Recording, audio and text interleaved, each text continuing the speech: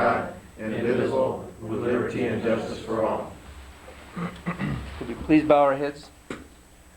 Dear Lord, thank you for bringing us together tonight. We ask that you watch over all our troops and their families and loved ones in this troubled time. We ask that you guide this council to make the right decisions for this city. In this we pray, amen. Amen. Amen.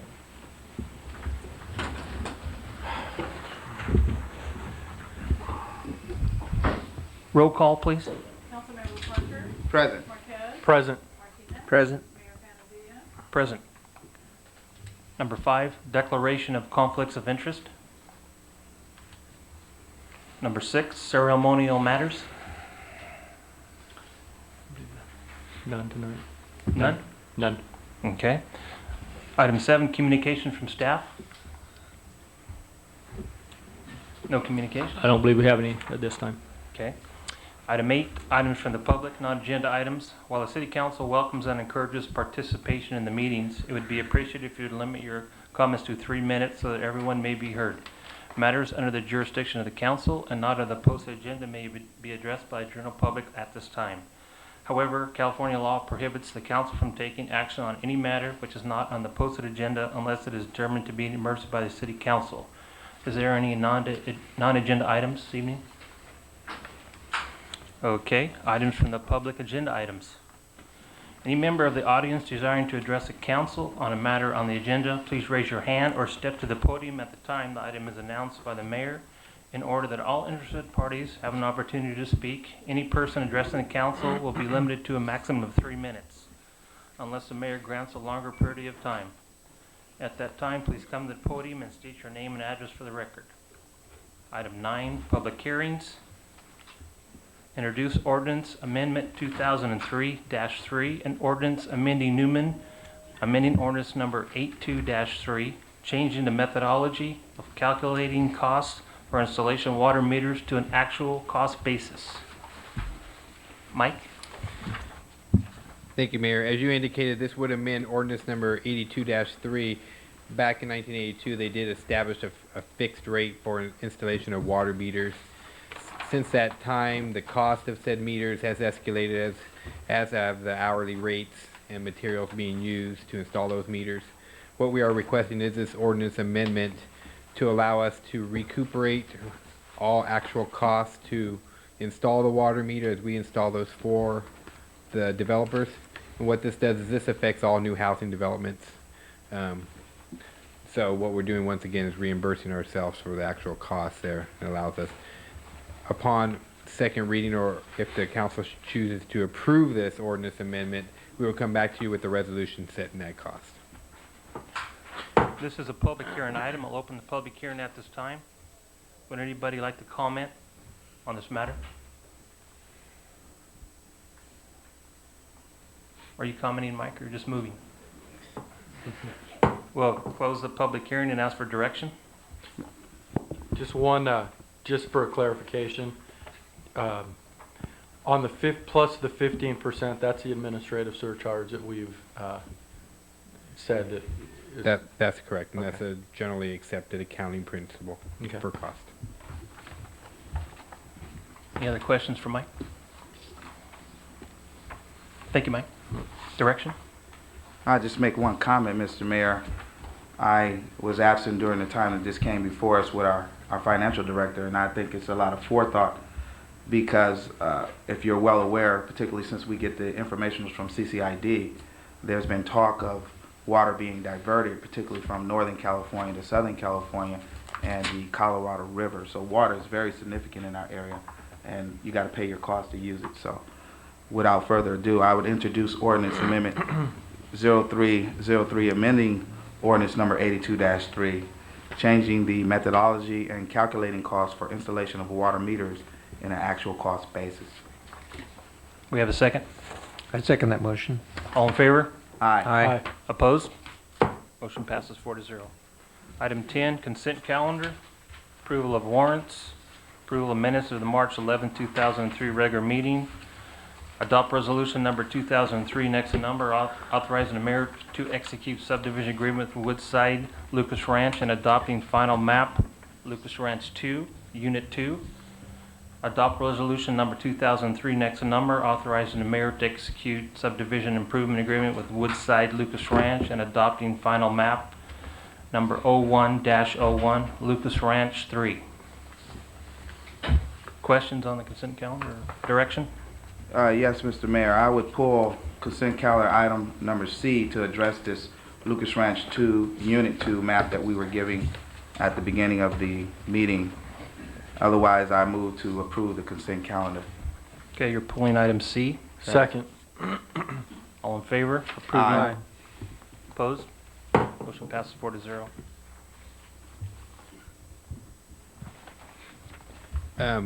What you have before you today is, on item C, is a final map, which was coming off of vesting tentative map 99-03.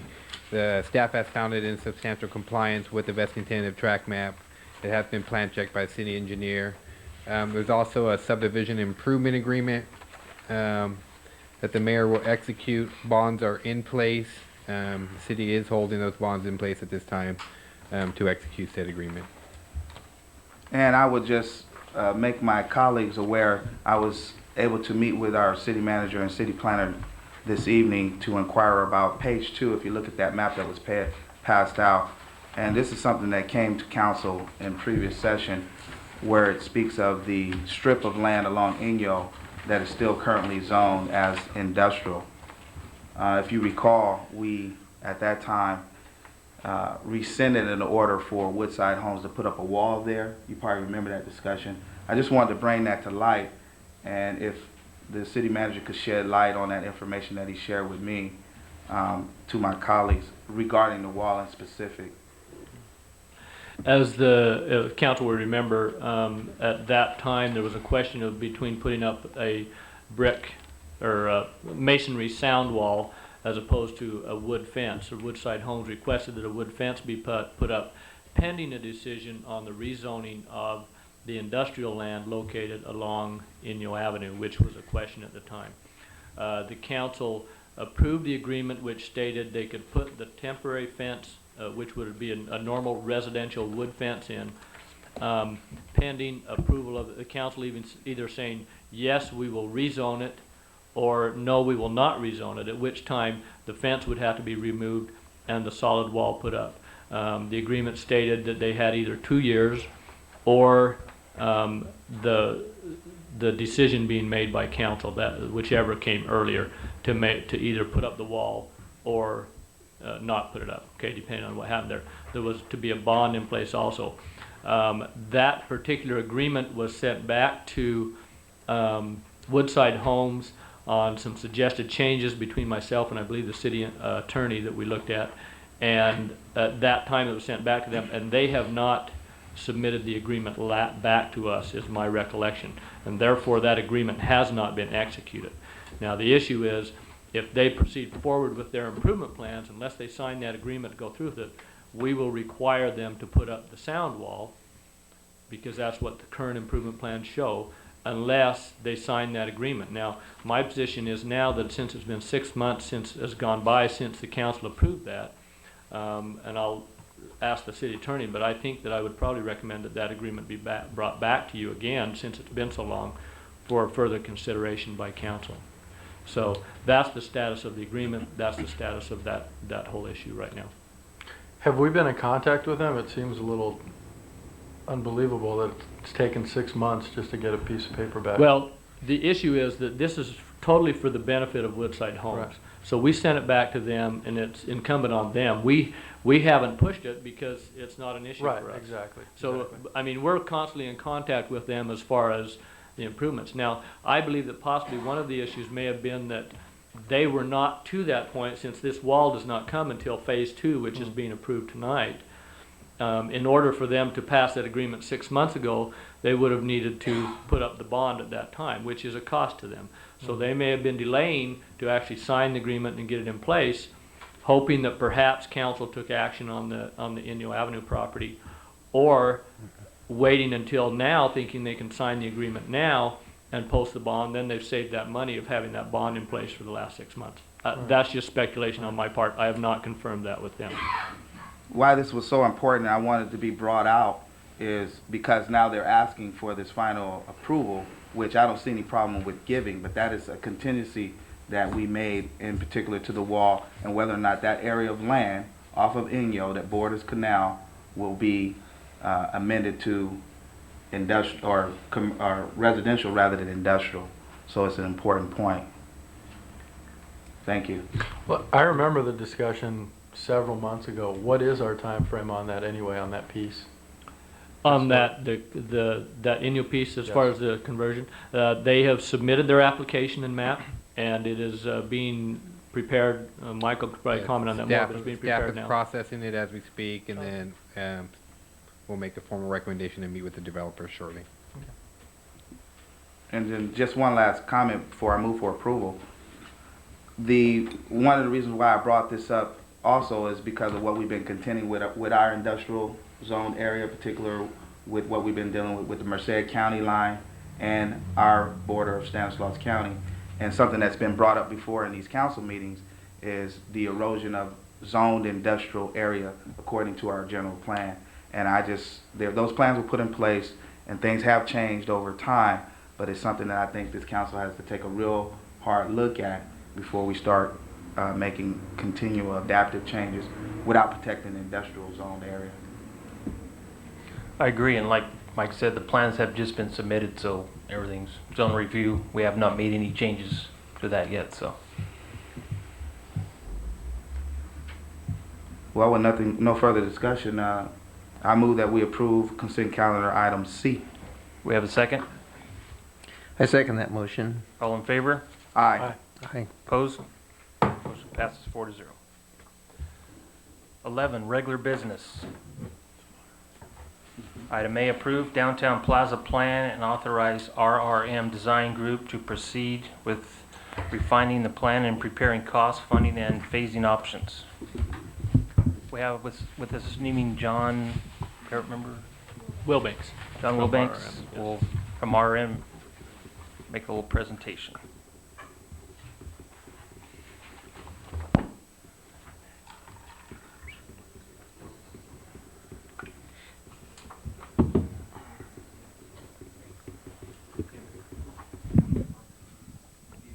Everyone see this?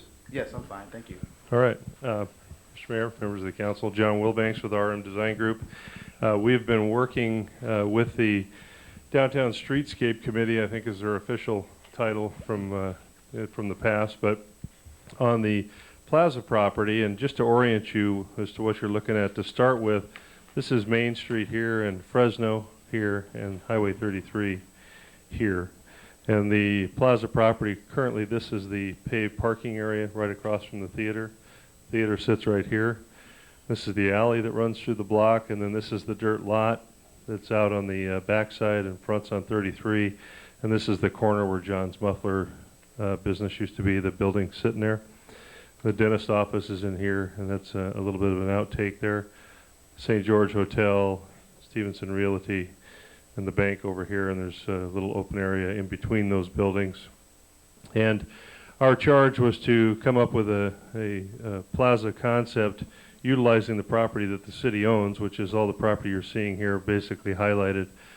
We started working with the committee initially with just simply going through a brainstorming process. We've had about 3 meetings with them, and generating a list of things, concerns for the plaza, a list of the types of amenities that they'd like to see in the plaza.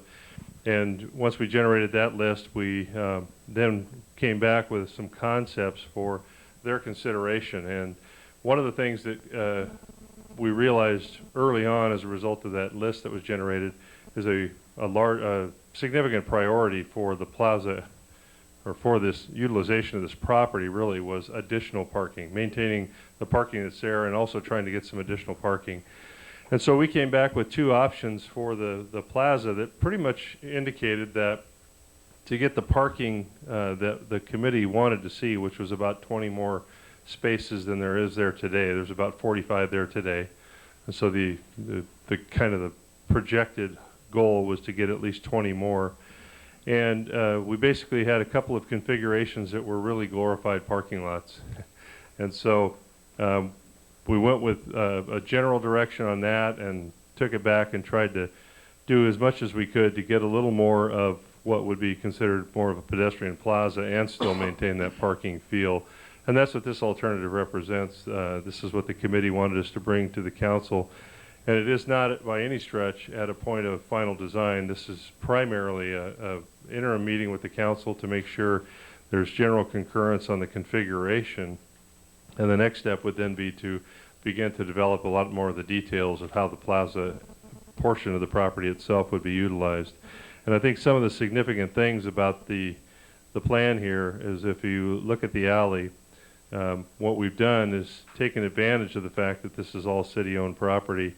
And going back to the revitalization plan that was done for the downtown in '95, the concept was to open up this area of frontage along 33 and through to Main Street, so that there would be a window of interest created that would draw the public off of 33 and not just drive by, but kind of open up their awareness to the fact of there's a lot of great things happening down here on Main Street, as well as create an opportunity for gathering and the congregating of people and events and that sort of thing. So this plan does still reflect that. And if we take this corner out here, we're showing basically a plaza element that would be defined with landscape and hardscape, and a little gateway feature that would then follow along this pedestrian colonnade or corridor, and then tie into a central area here, connecting up ultimately to Main Street.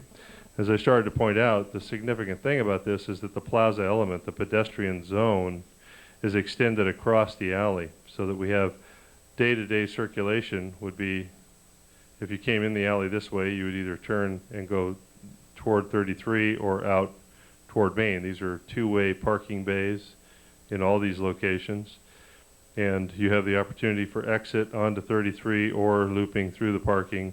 And this is one area where the parking would cross the pedestrian corridor and then allow for access out on the other side. We also picked up additional parking off of Fresno in this location. And so we're looking at the opportunity in here, though, to treat the plaza improvements, the pedestrian zone improvements, in a way that in the event there was ever any emergency where, say, a fire truck had to just really get through here, they would be able to just go up and over and on through. It isn't going to be something that would be a complete barricade to the alley. It would just be the desire would be to prohibit through traffic on a daily basis and force the movement through the parking lot. And so we're looking, some of the other things that the committee is interested in seeing happen in the plaza is right here is where we're proposing that the city Christmas tree be planted. And this would really become kind of the little Christmas tree plaza area and centered on Main Street. Just in the streetscape area right here would be the new clock element for the downtown. And then in this area, there's discussion of developing, creating a central focal point with a water feature that would be both a landmark type water feature as well as an interactive, so that it would become somewhat of a place where people could sit around, congregate, kids could kind of play in the water. And when we come back to the council, we'll have some photographs of what those types of fountains look like and water elements look like. But the main thing this evening would be to get concurrence on the two-way circulation through the property, the concept of being able to capitalize on the land that the alley currently occupies, and be able to move forward with a little more detail.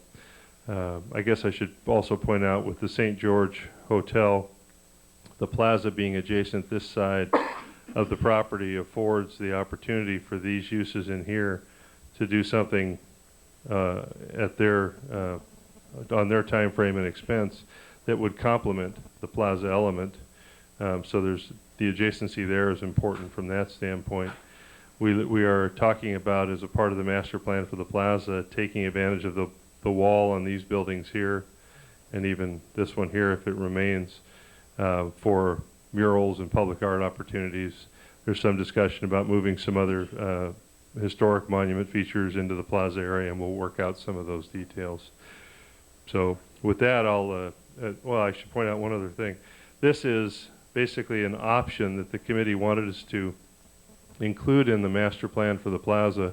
This is an enlargement of this corner with an option to allow a retail type structure to be located on the corner that would have a nice orientation to the corner, much like the historic use of the site with, I think it was the Rusk, is that it? Russ Yeah, House. the Russ Russ House. House. And then, but still maintain that open corridor through the center, which would still align here and not affect the rest of the plaza. And the idea here was this is something the city is likely not going to do, but the committee wanted the opportunity in the master plan to show that there's that option and have some guidelines as to how that should happen if in fact there was interest on the part of a private party to come in and work with the city in that, with that opportunity. The plan does yield a total of 66 parking spaces, so there's an improvement there of 21 spaces over what is there today. And really it does a nice job opening up some of the circulation. So I'll entertain any questions and look for council direction on whether we can move forward on this configuration. I like it, John. I think it, as we talked about that meeting, it gives us a lot more parking spots and kind of different areas and trees. And any questions or comments for John? No, I think it's great. I like the way it looks, and I think you've utilized the land to the best of its ability, and it looks like a good plan to me. I like the plaza area, and I'd be interested in to see what type of water activities you would see in that area, because I know there's some real nice ones that would fit in, what really would fit in with this program.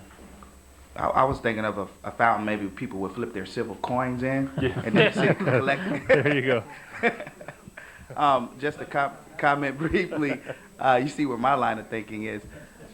The alleyway, and you spoke of emergency vehicles being able to have a thoroughfare. Would that be some type of median where I would imagine it be posted by authorized vehicles only, or would it be? I'm not really clear on that one aspect of the. The intent would be that it is still a raised curb configuration, So it'd be a but there would small be no vertical barricades that would prevent a fire truck from just jumping it. going over And the top of it. this surface would be kept free of any other vertical obstructions like bollards or benches or anything like that, and would be treated with a surface that could take To that withstand the weight. type of abuse if it were to occur.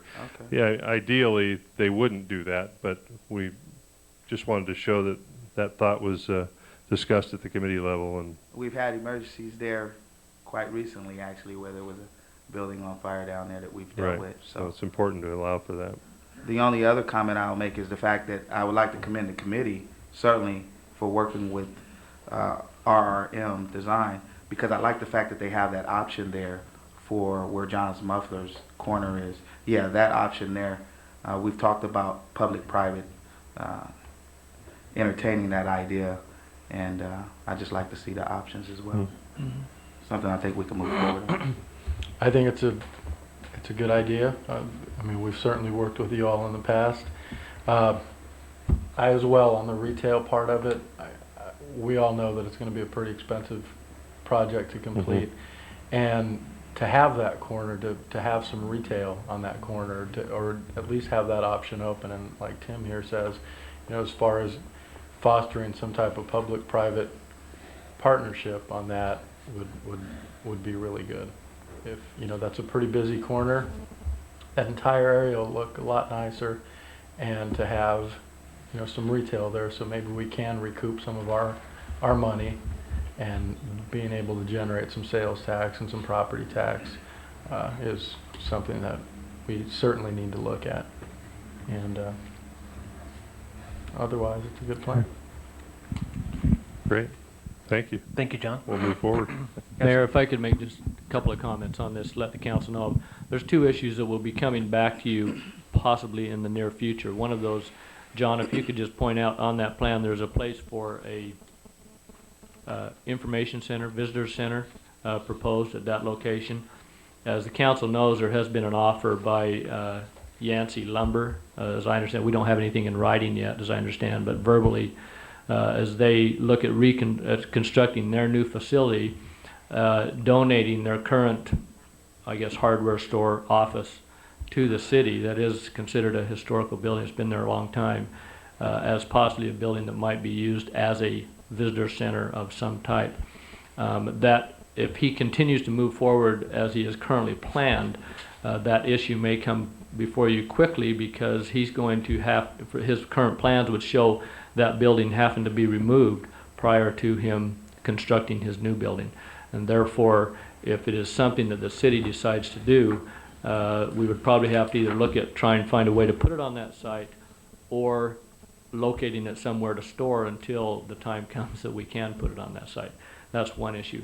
The second issue that we will, that I'm working on, and we'll probably be back to again, there was some discussion by the committee at the meeting to recommend to the council that perhaps rather than trying to lease out John's Muffler now, that we consider tearing that down at this time.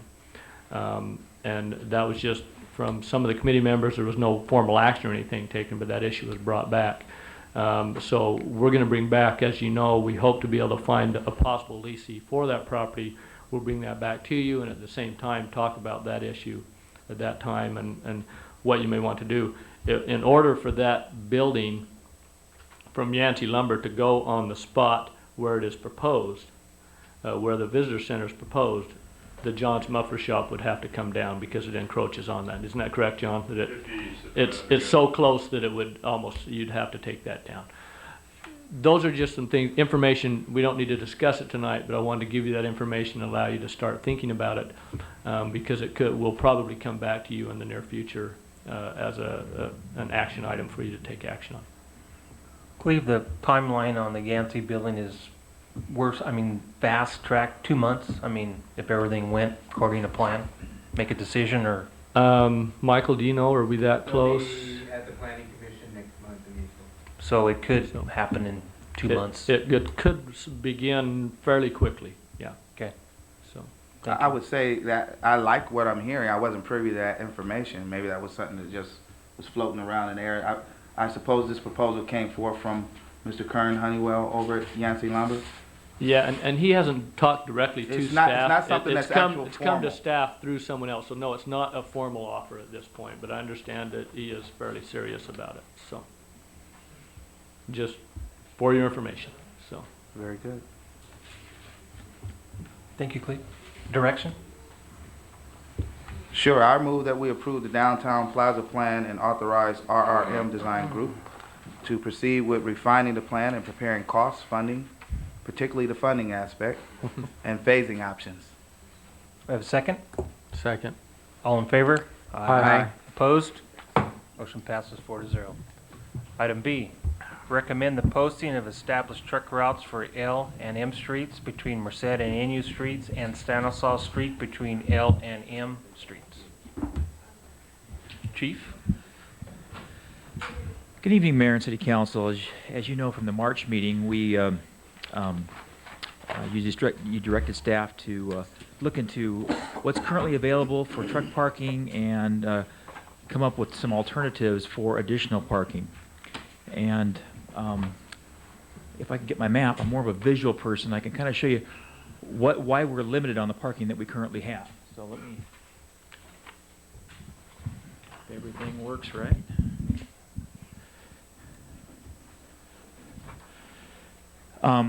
Currently, there's two things that make a truck route. One is it has to be codified in the books by a resolution by the City Council, and secondly, it has to be posted. And we have in the dark blue the ones that meet both those standards.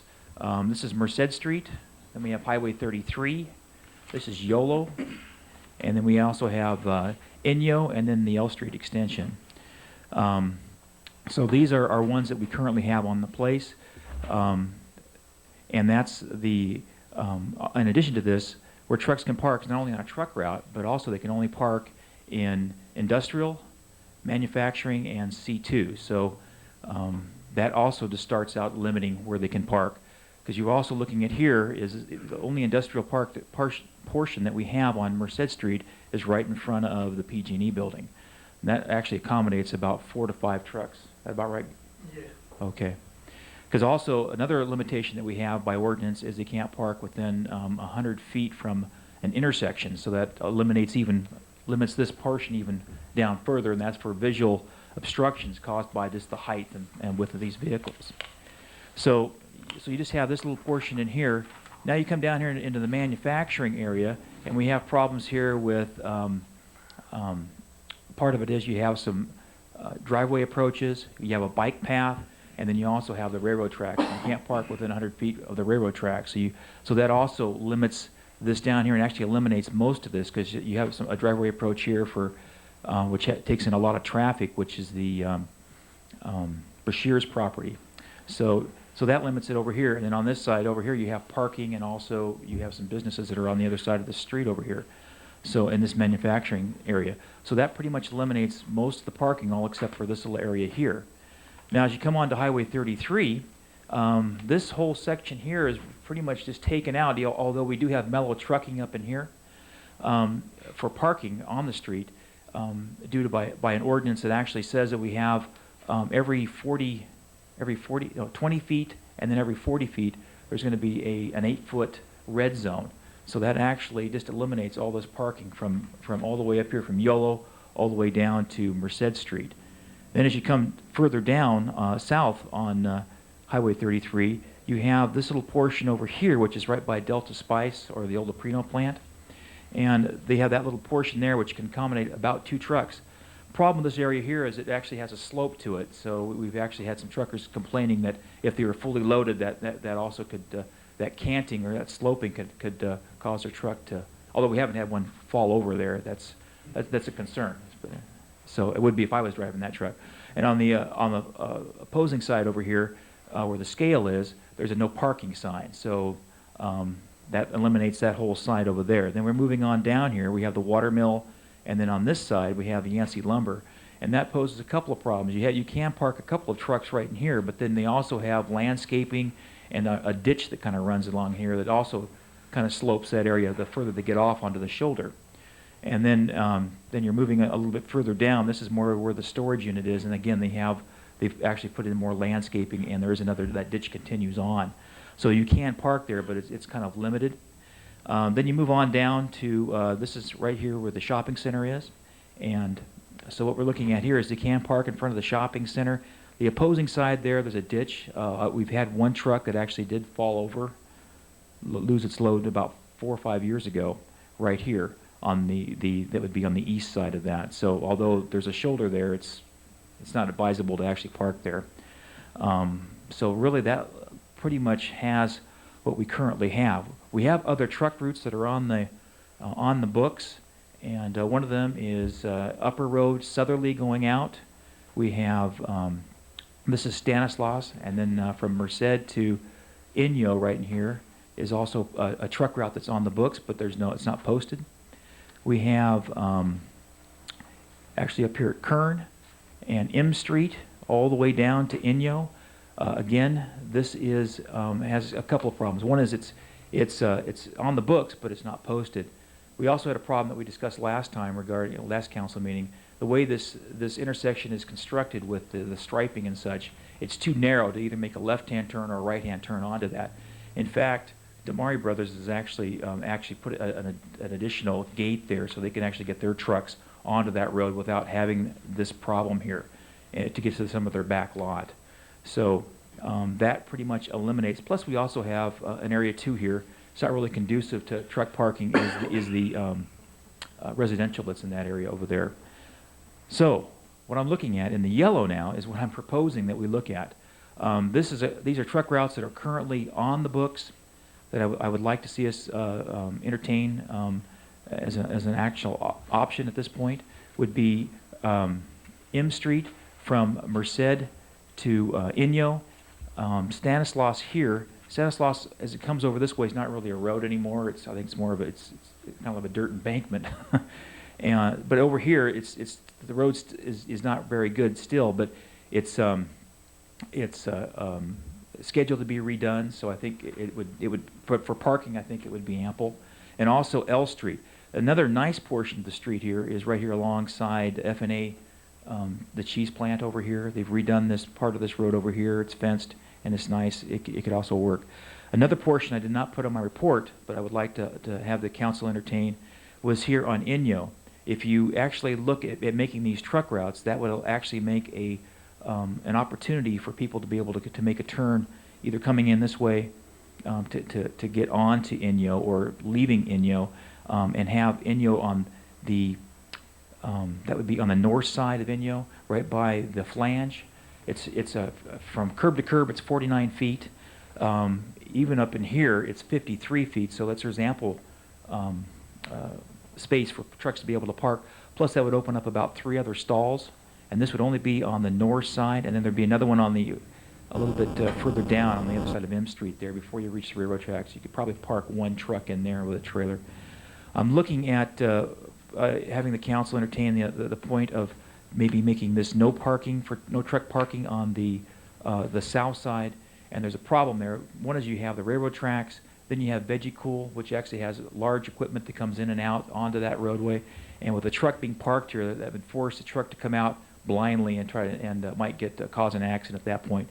Then we have some homes that are in this area too, so there's driveway approaches and those things, obstacles that would come into play. So I would look to have this right here, but there would be one other spot that would be open, and that would possibly might be on the other side of the F&A cheese.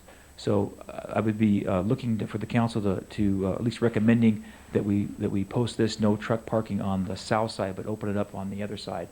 If you entertain the notion of making these truck routes, so that would make an ingress and degress out of that area possible, without them forcing them into being off truck route.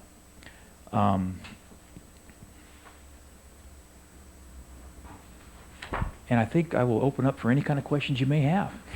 As far as L Street, Mike, Yes. eventually when it's extended, Yes, that could be, right now they can't go down there because there's nowhere to turn around, right? Industrial area where that's the road correct. ends. That's the one thing I should have pointed out. Currently, that's not an option at this point. Right. But we are looking at that if money doesn't prohibit us making that a bulb out so they can make a turnaround down there, and that would open up a lot of additional parking. Well, this in here, I'm anticipating you could probably park about another 15 to 20 trucks in this area here. That might be like wall-to-wall truck. Mhm. Another alternative that I have not mentioned is using the private sector in this. And there's an individual that owns the West Side Scale, who's entertaining the idea of actually having off-street parking on his property. He is in the manufacturing zone over here, and that would be off-street parking, and that would be at a fee, whatever the vendor would That deem faces Highway appropriate. 33 though. Actually, he has property in this on M Street here. You could, I guess, see some of those trucks because it'd be parked. You know, he has the Golden Irrigation District portion up here, and then he has another building that's right here right in this area. And I think he's looking at parking trucks in this area over here. So is it on the east side of the track or It the would- west side of the track? It would be on the East side of the East track. side. east side of the track. Between Stanislaus, right there in the corner. Right, Okay. South of Stanislaus. right. He also has trucks that are parked actually in the back portion over here. I guess it'd be on this side of Highway 33 in the back portion of his lot currently. He has some that are already renting space. And I would make this part of my brochure that I currently pass out. Any changes that the council makes tonight, and also I would put the number for the vendor on here so they could contact them if they choose to look at parking off street. Questions for Mike? I think I will just interject. I was absent during the last meeting, however, I did get to catch some of the comments.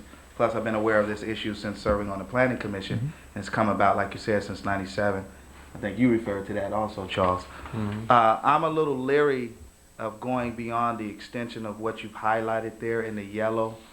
And my reasoning for that is I understand that we want to eliminate pretty much between Driscoll and Merced that parking on M Street along the storage areas, because that is an area that does have some residential and with some of the mobile homes that are in that area. And I think that's what brought this about.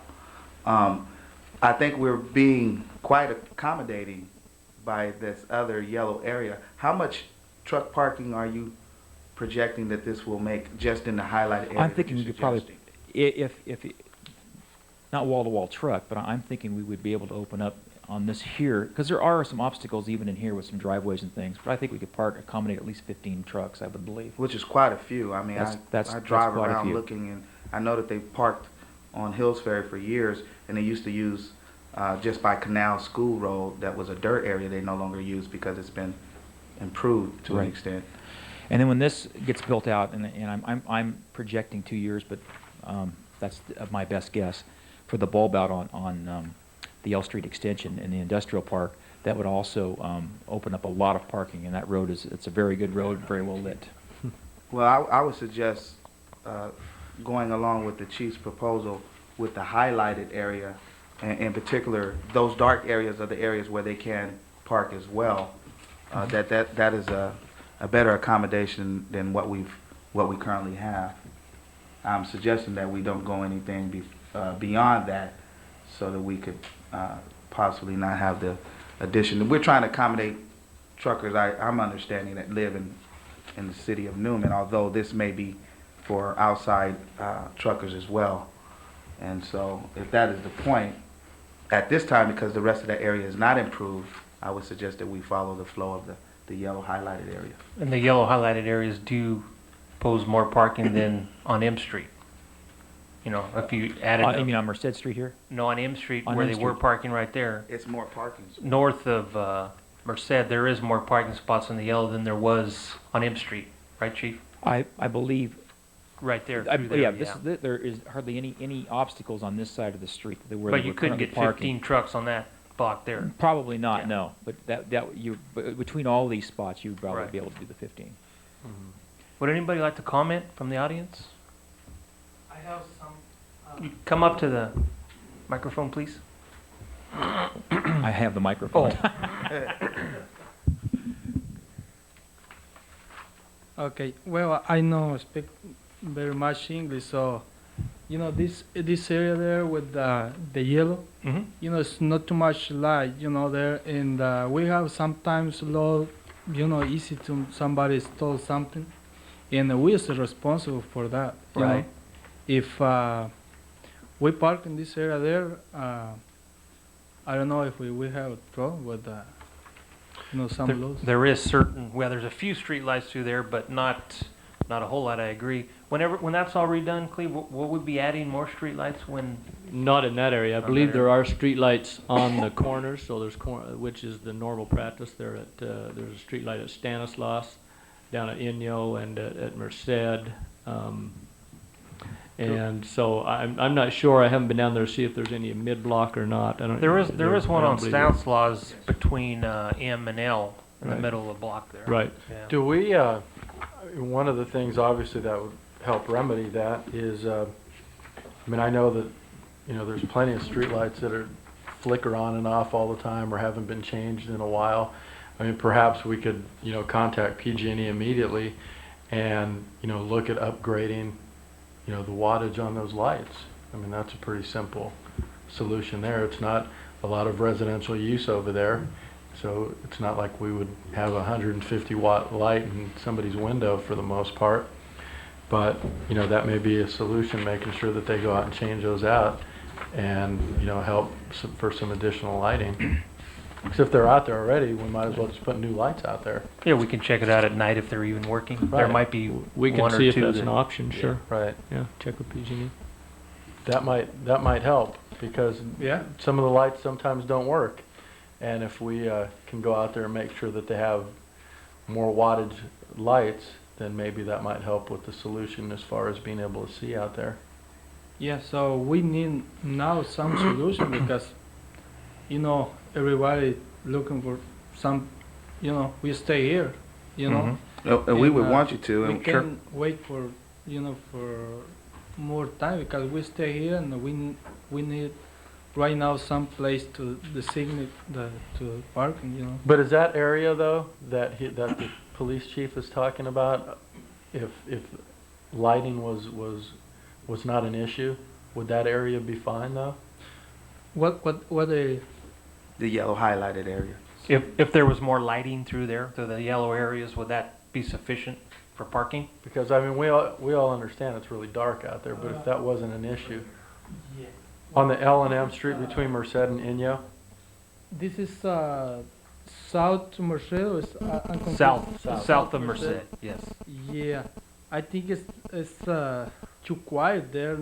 Not too many, Well, You know. you got to kind of meet us halfway. We're talking about accommodating more parking in our town, And of course, theft is something that we would all be concerned with. I would be concerned with parking my vehicle, but I think our police officers do a pretty good job of patrolling our town as well. Yeah. And so, The main issue is lighting, is what you're saying. Yeah, so the other area there with we as parking, I like it because more people cross there and more traffic, and the people can go stole something because sometimes cross in this area there is quiet, nobody Not too much cross. traffic in the middle of the night. Yeah, I no agree. cross, nobody cross. F&A there. is working So, all night. Yeah. maybe somebody look the police not coming and stole something. We have sometimes expensive loads there or something Sure. in the truck. Don't say that I too loud. sometimes have trouble with I park in there. Don't tell us what you're hauling. No, I agree. We'll get right on that lighting deal and make sure all the street lights are working, and lenses are good and everything. And maybe we can even get the chief to make a round or two there during the night, middle of the night when there's some trucks parked there. I like the Officers. idea, Mr. Mayor, of the extra patrols perhaps just in the industrial area, since we're gonna avail at the parking. I'm not gonna go out on a limb and talk about the lighting per se, because we've had some issues with having PG&E expedite things just on something that we feel is extremely important to the town for the industrial area specifically. Yeah. I wouldn't want to commit to that specifically. We can ask that of PG&E. We do pay for services for electrical. Our electrical bills been quite high lately, but it's something that I wouldn't want to say a committal to, but definitely for this parking specifically. You would be parking there still like you would anywhere else on public access at your own risk. I want to just make that clear. But we can certainly take that as a suggestion. Okay. I think PG will come out and check our bulbs. I think that's a different division. That might be a little faster than our other Let's hope other so. deal. Yeah, I think so. Okay. Thank you, sir. Thank you very much. Just for clarification, we're not looking at Inyo then as an option? Is that highlighted? It's not. That's why, it's No, something I I'm interjected looking, after I'm that. looking at what you specifically have highlighted, and I'm willing to We're move talking on. about the alternative A, is what we're talking about. Okay. I guess, well, on NU, on the north side by the flange, there is lights there, isn't there? There is. Yeah, that would be, I would like to see that incorporated also. Could you point that out again? Yes. This section, right here, it'd be on the north side. That's where the Newman flange is. It's a street that's 49 feet in width. There's an actual sign right, or a street light right here. But on the south side is where we have some issues as far as There's houses on the south There's a side. business and the Right. houses driveways, as well. There's a business area. But that north side would be good. There's lighting there. We could probably do about 4 trucks. Yeah. on that. And that- you said it that would would go be about a- 49 feet east-west? No, that's 49 from curb to curb. That's Okay. the width North of and the south. road. It's Oh, 49 okay. And We- there is houses through there, so that would be a safe spot there. And you also have the F&A, which has change of shifts, and they also, they have a lot of loads going through there.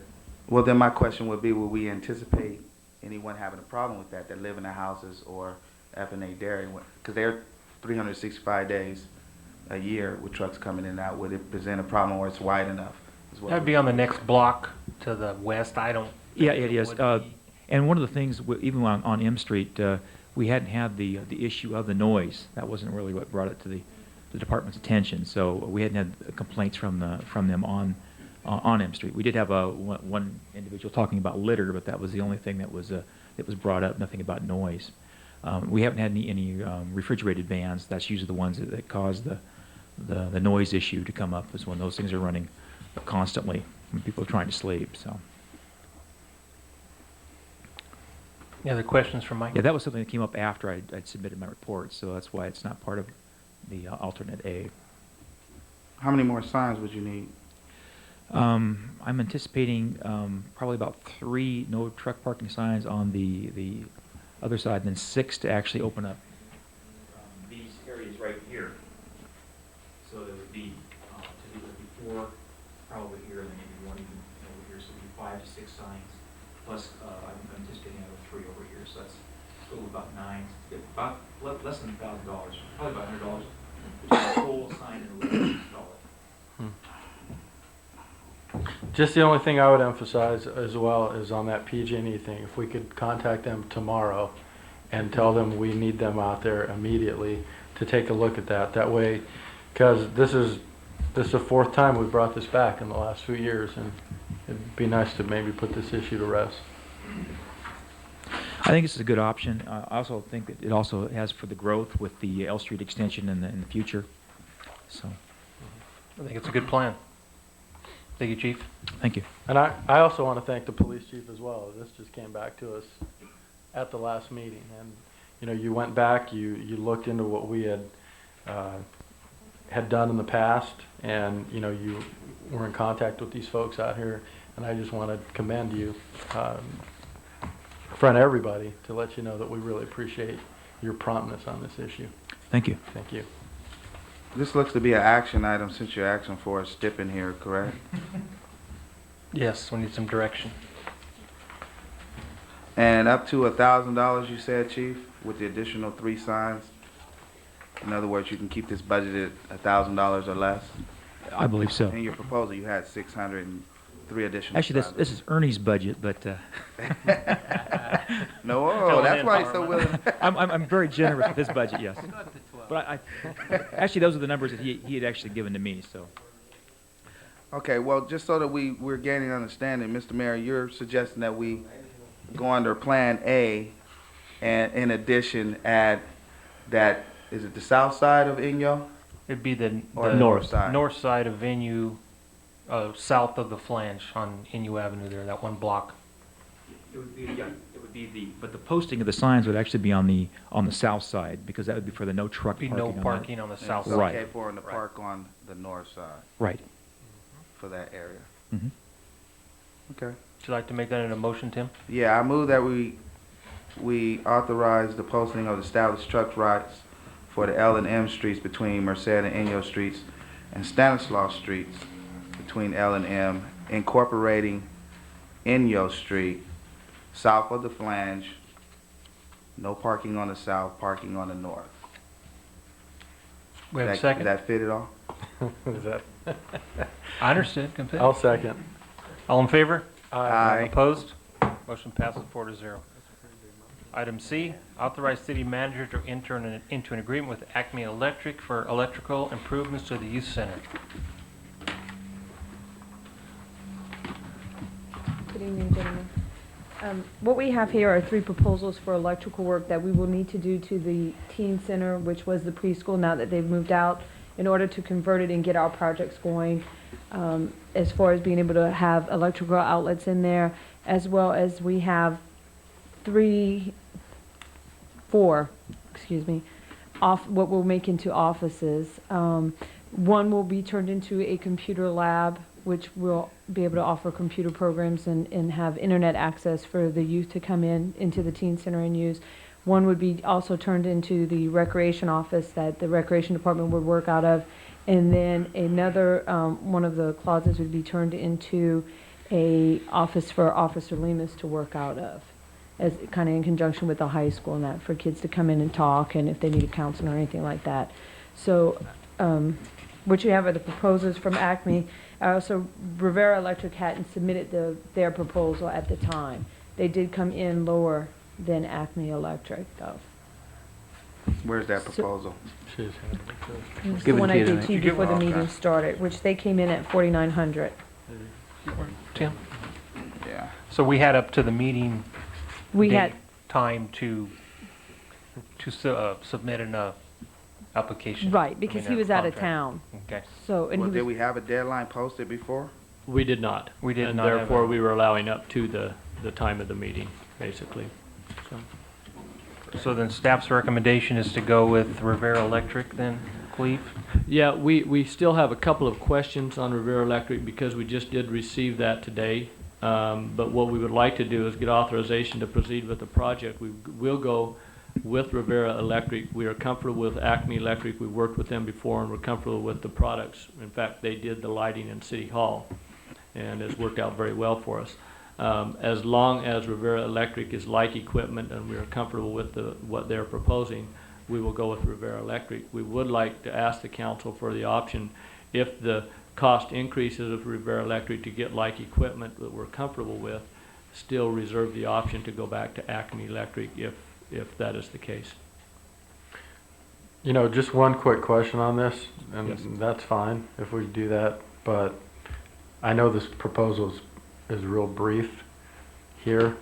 And just as a quick question, I noticed on the Acme Electric bid that we were gonna, the existing panel, we were gonna continue to use that. I mean, is it, how old is that panel? It was upgraded, as you recall, we added heating and air conditioning units Oh, to the that's- building, that's and right, we that's also added the addition of the restrooms, and that panel was upgraded. These contractors At that have time. reviewed the panel, and it is adequate to handle Okay. this power. So. And then on the, with the proposal here, I know on the staff report, it had said the bid for 1,200 for all the rooms for the ceiling and the insulation, and we hadn't received a proposal yet.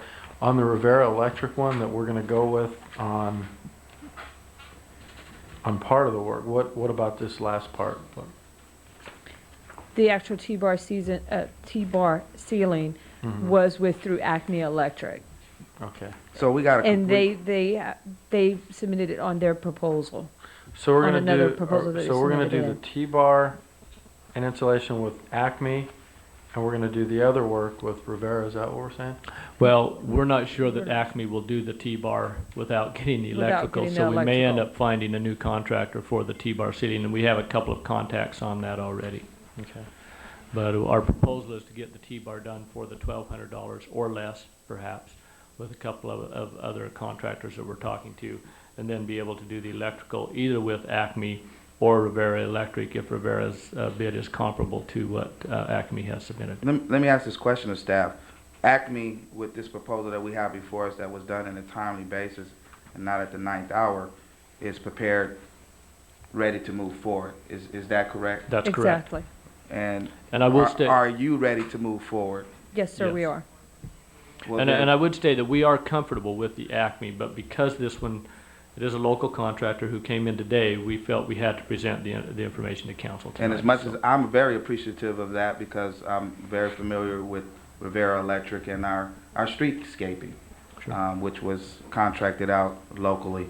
I just have a bit of a problem with the last minute 9th hour not being ready to go. And what I'm seeing before me is a proposal inclusive of the ceiling repairs ready to go. And if you're ready to go, then that would be my suggestion to my colleagues, that let's move forward with this item so that it's not stagnated waiting for things to come back to see whether or not it fits this expenditure. That would be my suggestion, because I look at this and it's dated, the other day, and we just got it tonight. When we bid this out though, did we bid it as one complete project with everything, including? We did not include the T-bar ceiling. Okay. That was Okay. something That that we were not anticipating and came back during the bidding Okay. process. So we didn't when bid it it like that? No. Okay. All we asked for was the electrical. So Okay, well, basically, we're then that's talking, on us.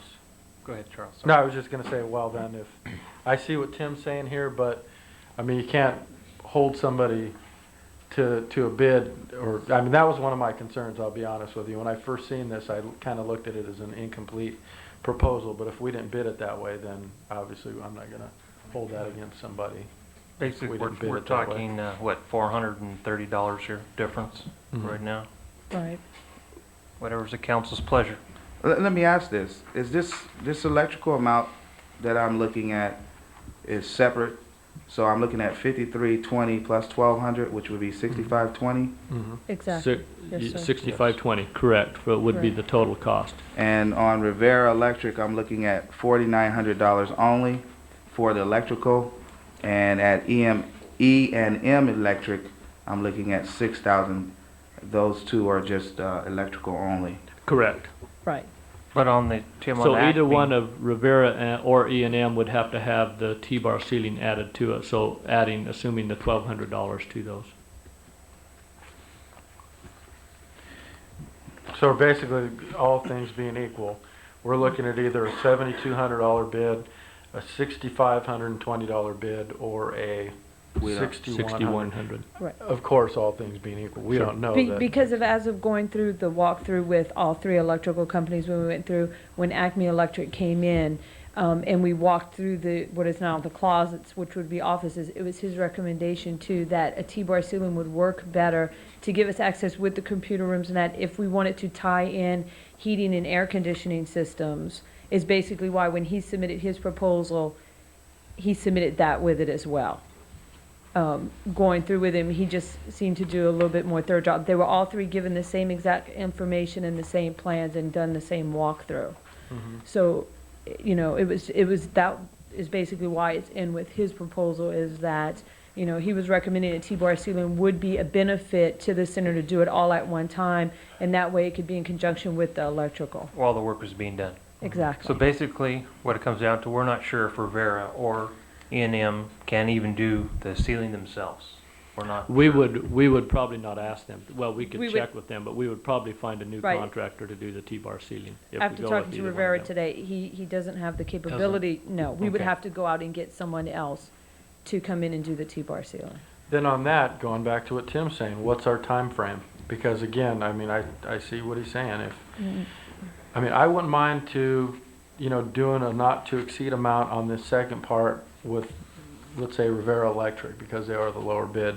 But what I as well don't want to see happen is us doing some work and then we go bid something back out, and then we've got to, because we've got to, you know, go through that process. And, you know, if we're going to do this, I want to see us do it once. and not I have to appreciate come back a you second agreeing time. with me, Charles. I don't want to piecemeal this either, and I have a complete package before me with a bid, and staff is ready to move. I would move that we authorize the city manager, as the staff report says, to enter the agreement with Acme Electric for the electrical improvements, which would be inclusive of the ceiling repairs. Right.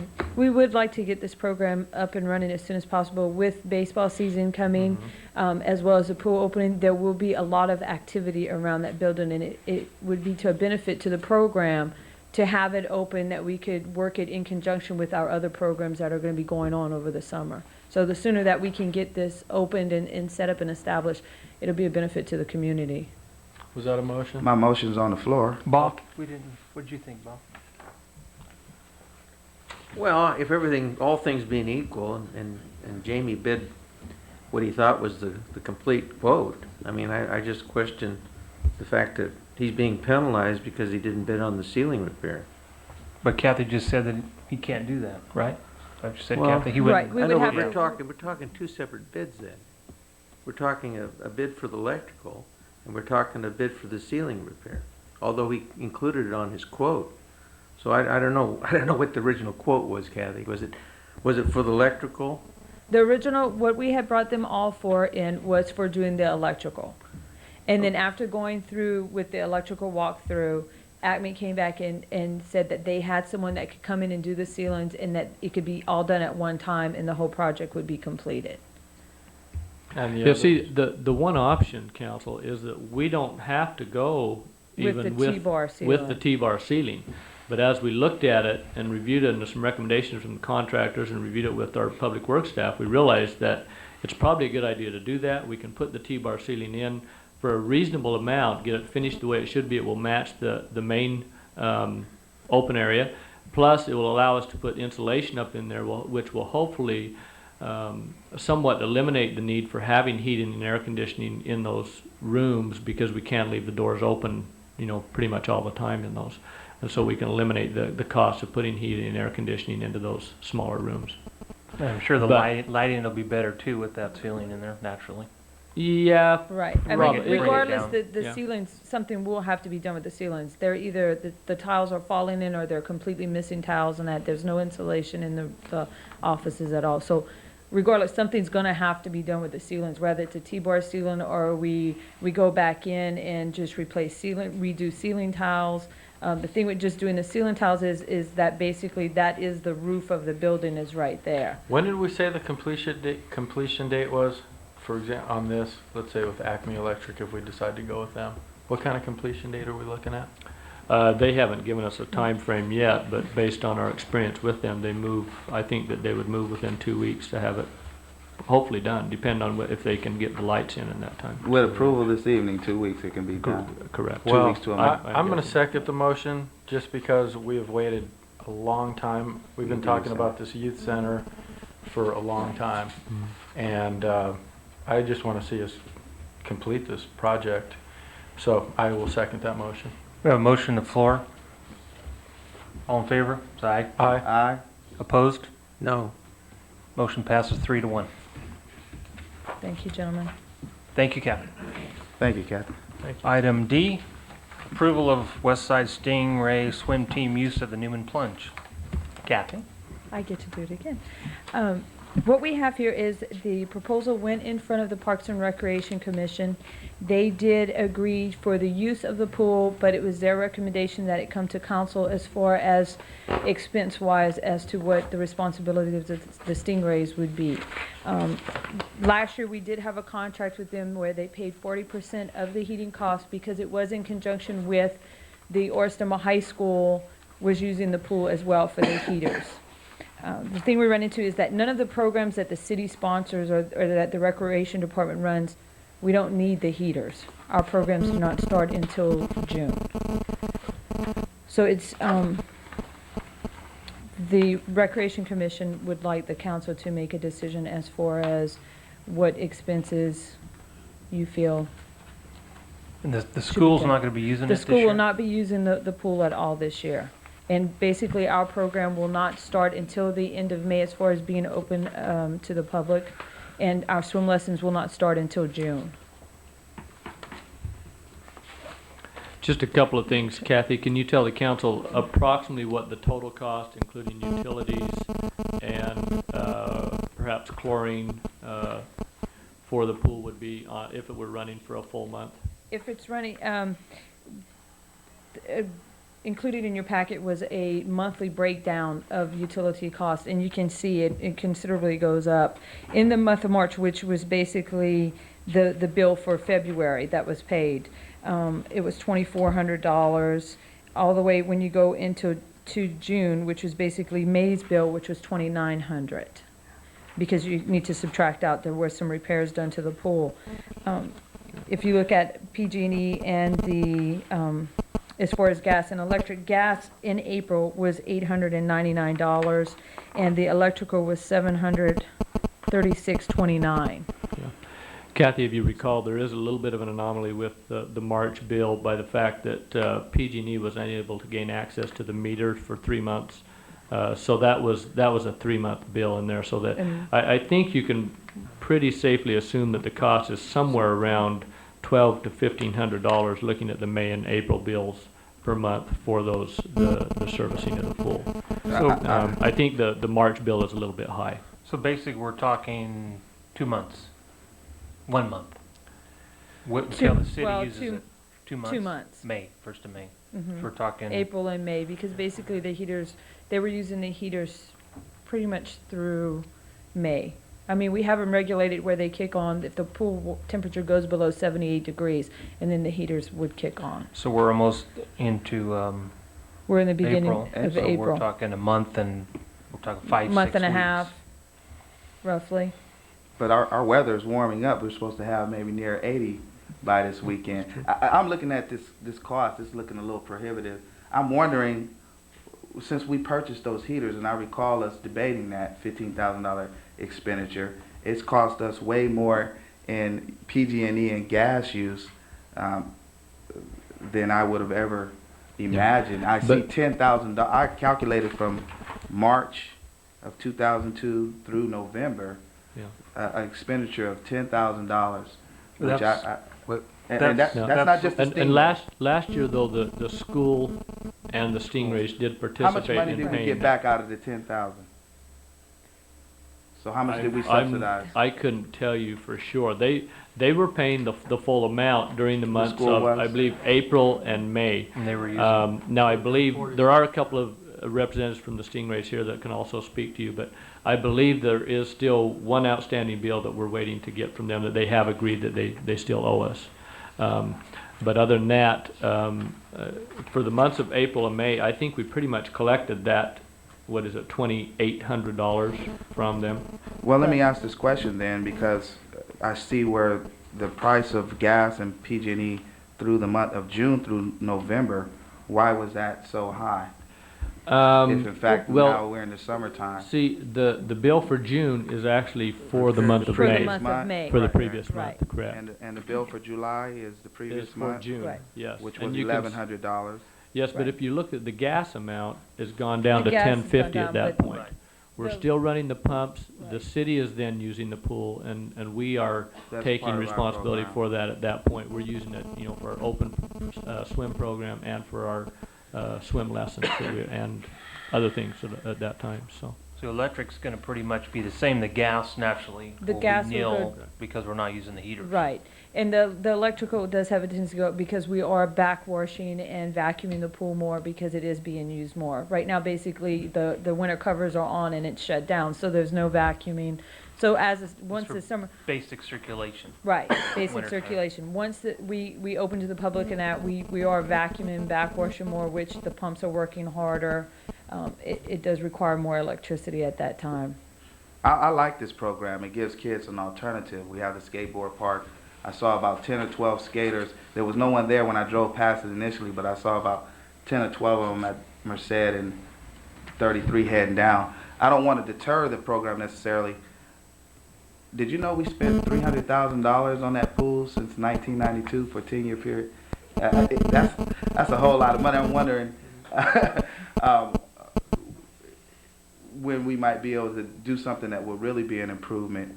How can the Stingrays meet us? The $190 is what they're saying that they would be able to donate to our electrical. I saw that in a report, and that was part of the No, fees. I well, guess they part charge of- kids $5.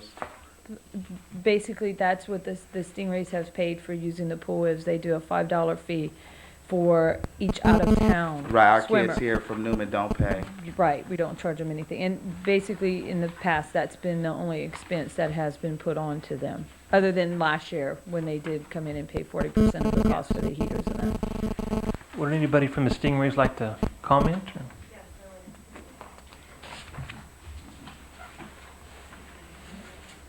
Thank you, Kathy.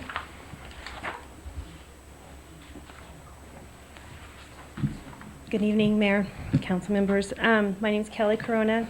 I'm the president of the West Side Stingray Swim Team. And first of all, I want to just let you know that the program is a very good program. We not only have lots of swimmers from Newman, but we also service Patterson and Gustine, Crow's Landing, Stevenson area. The reason why we're nonprofit, we charge $185 registration for each kid. We had 74 kids last year.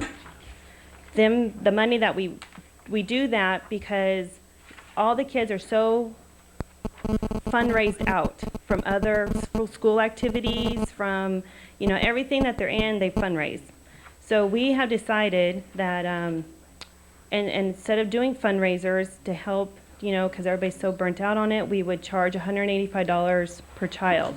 We do pay 3 coaches. We have a head coach and 2 assistant coaches. They're the only ones that get paid. And then the rest of the money goes towards, we have 2 home meets that we put on. We have to charge for awards.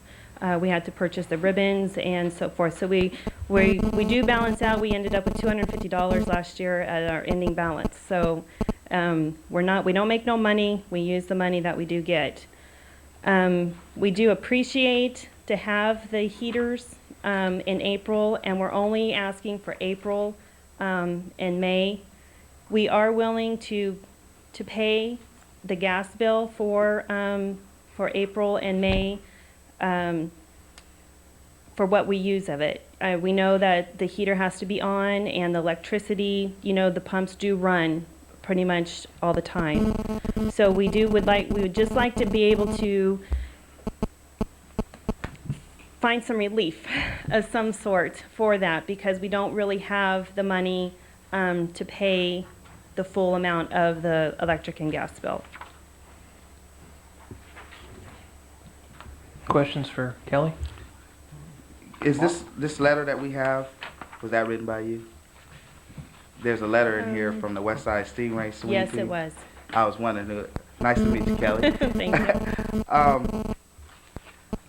Yeah, I'm just looking at it from a cost basis, but not strictly that. I know the kids need to be warm when they're out there swimming. I'd hate for them to be freezing. Do you think that we might be able to limit the use of the heaters, however, because some of these cost factors, I couldn't even see how you guys could begin to afford to pay when we looked at a bill last April of $900. And so I'm looking for ways for us to be able to meet you halfway, but I don't think those heaters are really going to be able to run in the capacity that you're used to. Maybe we can make the water a little lukewarm rather than warm. Well, our bill for last year for the May bill that we received, we paid 40% electricity, 40% of the gas. Okay, And 40% electricity was $452. okay, The gas was $60. That was for May of 2002. I'm not for sure. It would have been for the whole month of May because we didn't get in the water in April last year. So that Okay. was for May. And them figures seem to be, would be fine. We don't know, 40% would be awfully steep for, because we wouldn't be able to, we don't know the actual cost of what's going to be the heaters for, you have to heat the pool for how long to maintain that temperature. I don't know. Depends on the weather and.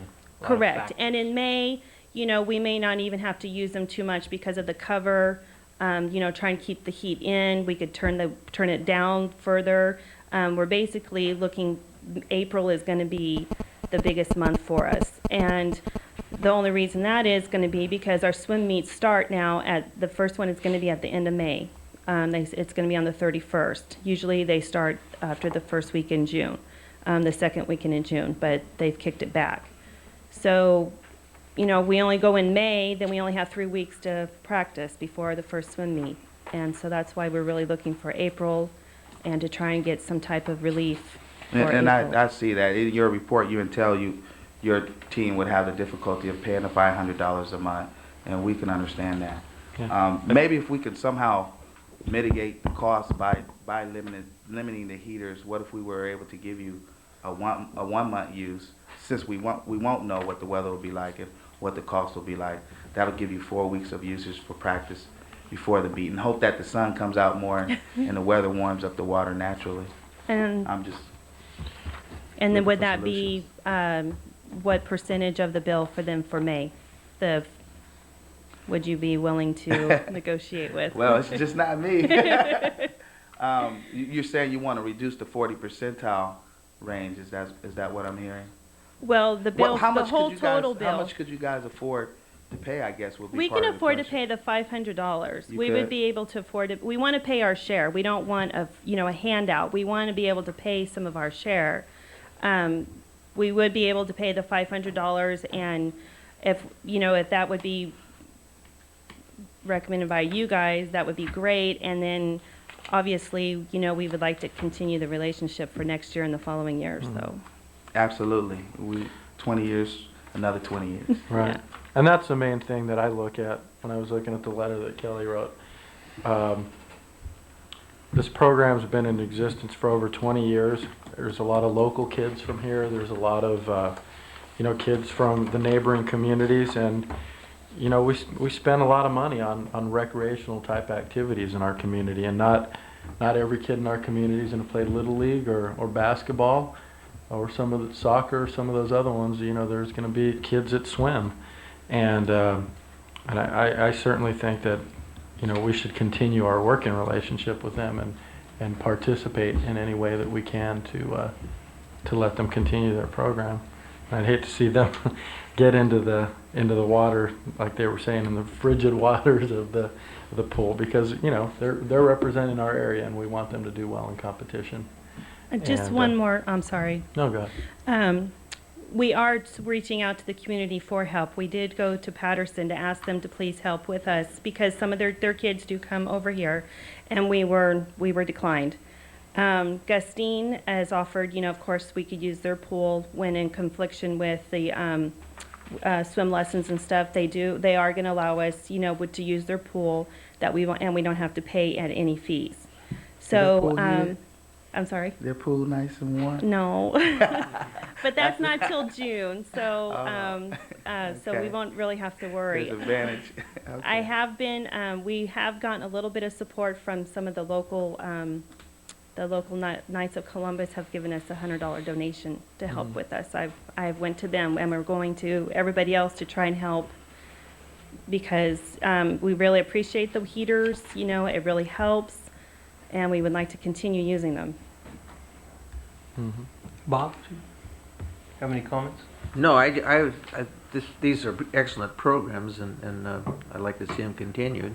And I know that they're costly, but we should help them any way we can. That's my opinion. So you're saying you could pay how much? $500 is what you're saying? $500. Okay. And Kelly, you're saying the Patterson Council turned you down, huh? They declined our request for a meeting. We'll remember that. I would say, thank you, Kelly, very much. Thank I you. appreciate the effort that the Stingray team is making, particularly with the amount of funds they're going to be able to help out with. I would ask staff, and I would ask the Recs Department director, can we afford it? I mean, Well, you brought up the figures, Timothy, that. yeah, you provided them. It's been $300,000, since Right. what, 1991, two or 92, something? yeah, you Um, provided me with what's them. another There's $1,000, no doubt right? that a swimming pool is a drain on the budget. There's no way you're gonna Is ever that a make money on pun? it. But, so it's really, my only thing is, to emphasize to the council, the potential for hard times coming upon us because of the state budget crisis and other things. We do know that this year it appears that we've been spared until the end of this year. But I just, as a word of caution, and I don't think I need to do that, but as a word of caution to council, that we do expect that funding is going to be tight for the next couple of years at least, and maybe several years. And so it's just, staff wanted to let you know that. We're not saying one way or the other, but just a caution. Right. And I think that, obviously while the time has come already, I mean, I think we're gonna look at every single program and every single bit of expenditure that comes before us and, make our decision based on that. But, we're still gonna have to, we still have to provide some services, and we still are gonna have certain programs for our community. And, we just need to make sure that we continue to look at every program. But, having said that, this here is, been around for a long time, and, I think we should continue it. And I think we should do what we can, like Bob says. Would you like to make a motion, Charles? Yeah. Well, okay. I'm trying to figure out Let the me ask dollar another amount. Go. Let me ask another question of Kathy. Are our kids from Newman that aren't charged the $5 fee, are they the majority? I No. saw the numbers here, and I I couldn't don't really know figure what that their out. signups is for this year. In the past, like 1/3 of it we had figured out at the Parks and Rec meeting were from Patterson. I don't have a current list as far as signups of kids who are from Newman that are using the program. If you look, there is a page in the There report. is a page that- but I couldn't That really- was from last year. Yeah. Right. There is a total at the very end of that report, Timothy, that shows Right. 23 Patterson, 22 Newman, 13 Gustine, 1 Crow's Landing, and 1 Stevenson. And the reason why I asked that, I mean, Kelly herself just told us the information from our neighbors, and as much as we're supportive of the program, we are facilitating kids from our neighboring jurisdictional towns. I can see us supporting it through the 1 month, particularly with the Stingrays being able to come up with the $500 sum. In other words, get the pool warm. We're fastly approaching April, and let's hope for a warmer spring, summer during May. That is my suggestion to my colleagues, that we support it through that 1 month.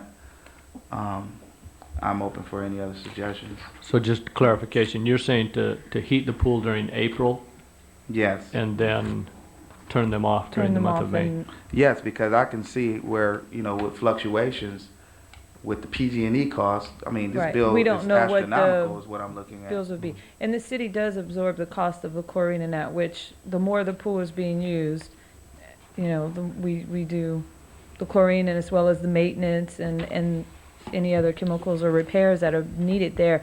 The city has been absorbing those costs as just part of the pool upkeep and maintenance. And that cost came to a tune of, what, $17,000 last year, roughly. That's with maintenance. It's pretty expensive. Is that a motion, Tim, or? I move, sure, my colleague here was gonna make the motion. I don't want to Well, intrude. the bottom line is they've said what they could help us with. And, you know, we've seen what the bills are in the past. And the only thing that I would request is that, you know, that they work with us. I mean, that these heaters aren't on excessively, Well, that They're automatic. They're Are set at automatic. They're 78 basically set at a degrees, and they thermostat come and on they and off when they're continually on. run on and off to, right. you can't really turn them on and off. Once they're turned on, they have to continually keep running to maintain that temperature in the pool. So it's not something that, you know, we can. That could be set though, right? Another it option is- is to actually turn that a little bit lower than 78 Right, Can we degrees. do that's that? what I think. I think that would be Because appropriate. 78, I mean, But even at 78, there were complaints last year that the water was cold Well, at we're 78 talking, degrees. we're talking about being able to provide it warm, Right. warmer than what it would Right. be by natural causes. because normally, Right. what is it? Normally, what is it's really super cold. I haven't checked the temperature lately with the 60. covers on. Probably, It's, 60. 55. yeah. First got in, it was 55. It's cold. Ooh. And we're only in there for 3 hours. You know, we use the pool, we requested 3 hours for April and May, and then, they're gonna. They want to do, accommodate us yeah, in- 3 hours in the morning and in the evening as well. Right. Well, But it's not worth it to But turn them you off can't and turn have them it on and cool off. down They and would then have heat to back up. continually It's run. It's cheaper to let them just run and keep that temperature up. See, it's gonna be very costly the first month, when we first start them up, to get that temperature from the 55 up to the 78. That's gonna be an extra cost that we'll experience right I'd in the like to see beginning. that moderated down So, from the 78. but And once is- you get it up there, it will, It will you know, maintain. Is our staff responsible for setting the heaters, or are we allowing the stingrays? no, we set them. No, You do say- yeah, Public That's what I Works. thought. I'd like to see. so what was the amount that the high school was paying? What was, they were paying 60%? They were paying 60%, which I don't have a copy of, the bill that was sent to them. I want to say a portion of it was over $2,000. Their portion of the bill was, I believe, a little over 2,000, I want to say like $2,100, For the 2,200 2 months? At least per month. per Oh, month. oh. That was the They 60. were really subsidizing us. The high school paid most of it. Right, We were in most of it, right. Hmm. So, and we were in for 2 months before they had gone in. So we paid the full amount those months, and then the partial amount the 1 month we were in together. You know, then what I would recommend, because those costs are pretty high, right. I mean, Because if you look if at the. there's some way that, I mean, because we could all sit here and ask a bunch of questions. There's still Right. questions as far as, you know, other things with the, you know, with setting the time or the temperature and everything else. Would it be too much if we brought this back in 2 weeks with a little bit more information? Because believe me, I certainly want to help this program out, and I think all of us want to. Well, they've got to turn these heaters on. Aren't you going to turn them on for April? They That's were, right. they were asking to get in for April 1st, which is this coming Next week. week. We Tuesday. have not turned the heaters on as of yet 1 because week. we were waiting for a decision to be made. If you look at the statements, I mean, for 8 days in April, the Stingrays used the pool. 40% for the 8 days was $174.32. That was 8 days of use. Mhm.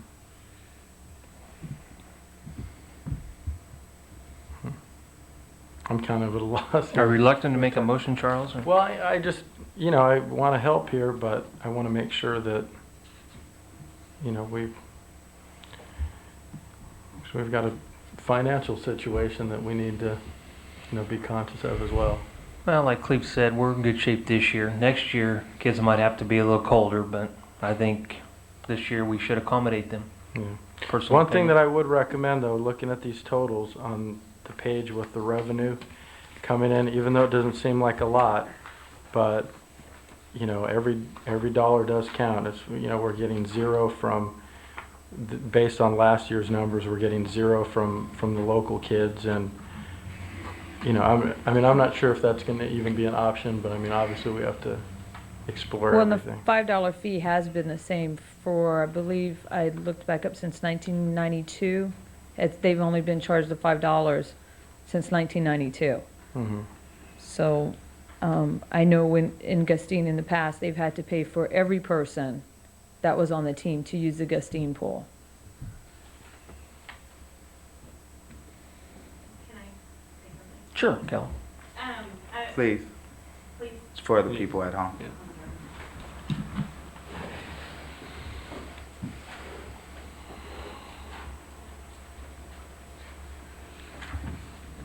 I think the Stingrays would entertain the idea of paying for Newman residents to help curb the costs. They do, you know, like, I don't have the figures, but Cleve had them. 22, I believe, was from Newman last year.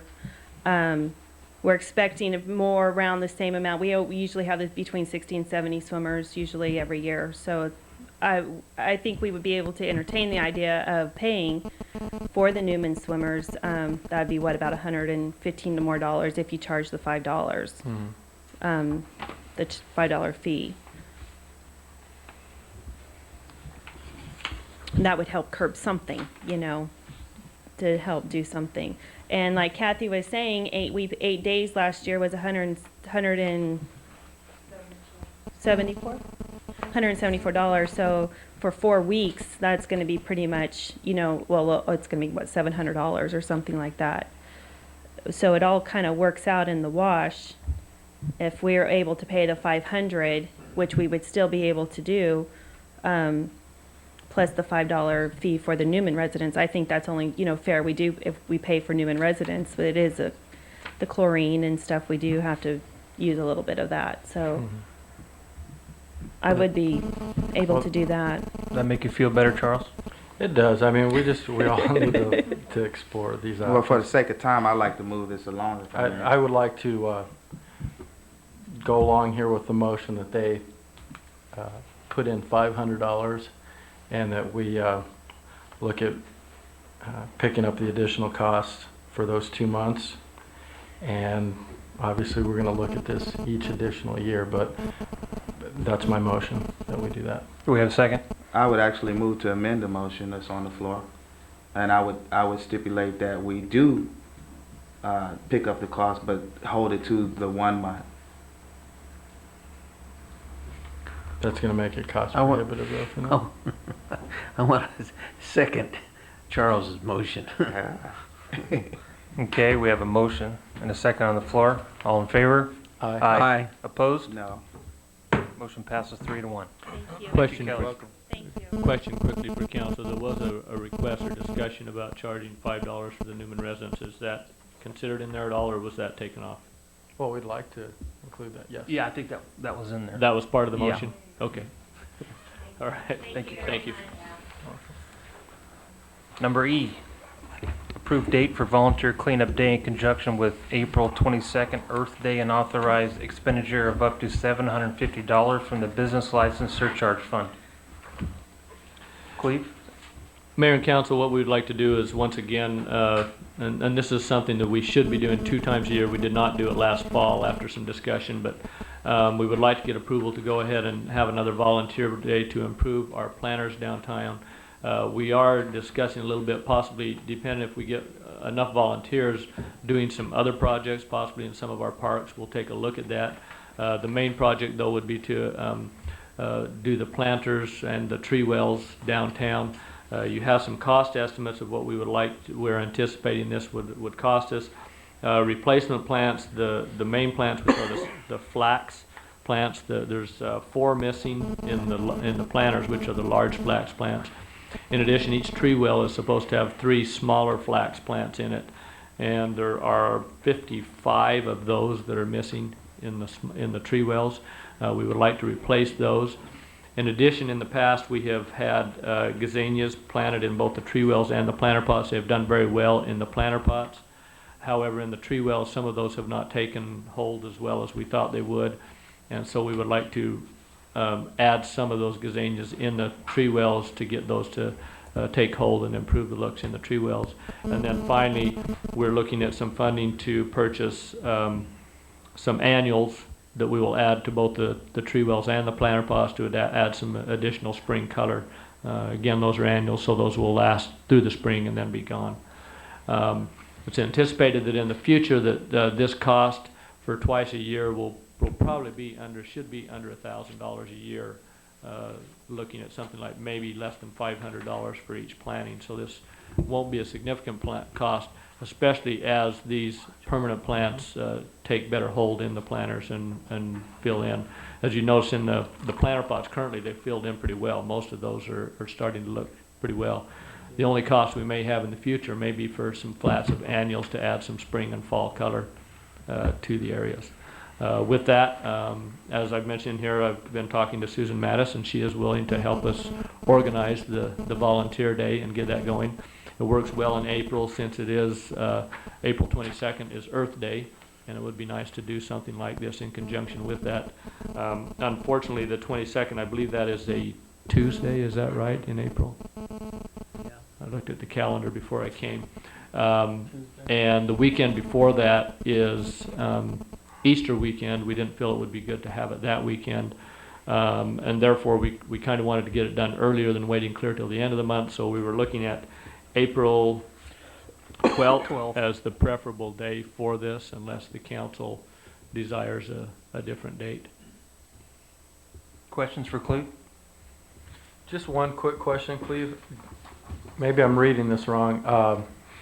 On the budget impact, it says it's going to come from the council promotions in the budget, and then on the top and on the second page it's going to come from the business license surcharge fund. The business license surcharge fund is a fund, and part of that fund goes into the part of the funding for the council promotions is from the business license surcharge fund. Does that make sense? Okay. So yes, it's both. Thank you, Cleve.